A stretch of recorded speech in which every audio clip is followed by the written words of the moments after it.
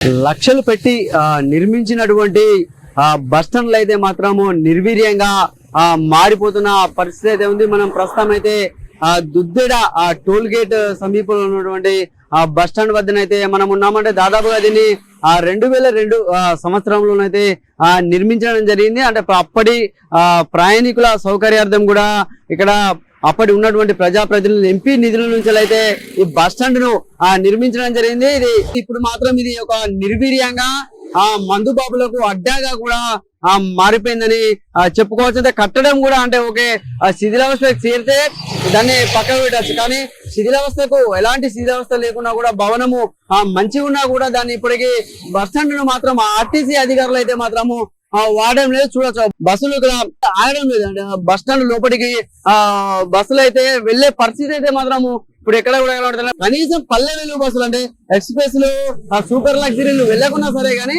పల్లె వెలుగుకు సంబంధించినటువంటి బస్సులు కూడా లోపలికి వెళ్ళలేని పరిస్థితి. చూడొచ్చు మనం ఈ బస్సును చూసుకుంటే చూడండి, అది అంటే బయట ఆగిపోయింది, బయట నుంచి వెళ్ళిపోతున్న పరిస్థితి ఏంటంటే బస్సుల్లో వెళ్ళి ఆల్టింగ్ చేయడమో కానీ ప్రయాణికులలో దించడమో కానీ అలాంటివి మాత్రం ఇక్కడ ఎక్కడ కూడా మనకు కనబడతలేదు. అంటే ఒక్క నిమిషం లోపలికి వెళ్ళి బయటికి వచ్చే పరిస్థితి మాత్రము బస్సులు ఇక్కడ ఎక్కడ కూడా కనబడట్లేదు. అంటే చూడండి మన బస్ స్టాండ్ కూడా ఎంతో అద్భుతంగా ఉందండి. అదేమో